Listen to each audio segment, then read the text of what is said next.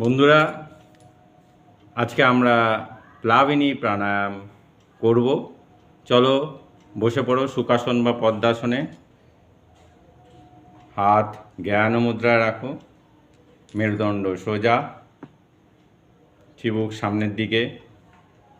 এই প্লাবিনী প্রাণায়াম সাঁতার কাটতে গেলে, শরীরকে যেরকম ভাসমান রাখতে গেলে, শরীরকে হালকা রাখতে গেলে এটা খুবই কাজে লাগে।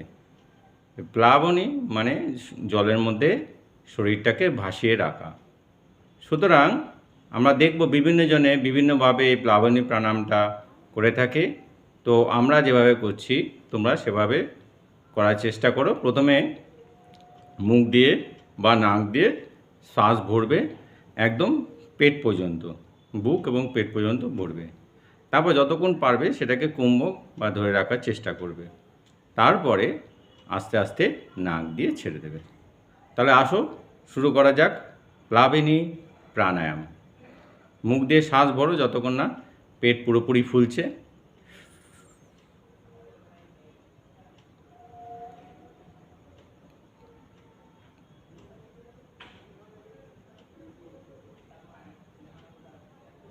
শ্বাসটা ধরে রাখো।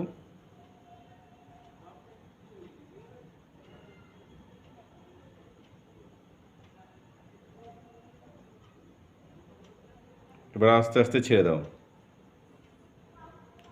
আরেকবার করো।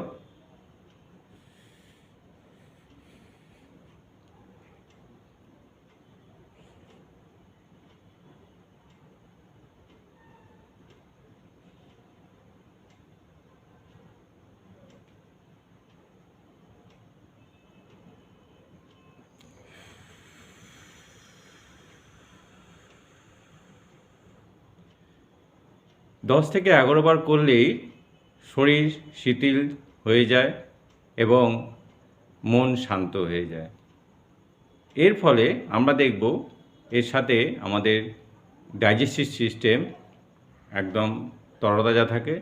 শরীর এবং যেটাকে যে কোনো খাবারকে সহজে হজম করতে সাহায্য করে। গলার থাইরয়েড গ্রন্থি স্বাস্থ্য ঠিক থাকে। আর এটা সকালবেলা খালি পেটে করতে পারলে খুবই ভালো হয়, বা বিকালবেলা সন্ধেবেলা করা যেতে পারে। তবে যাদের কোনো রকম অ্যাসমা বা শ্বাসের প্রবলেম বা কোনো রকম ইনফেকশন আছে তারা এটা কুম্ভক ছাড়াও করতে পারেন। নমস্কার।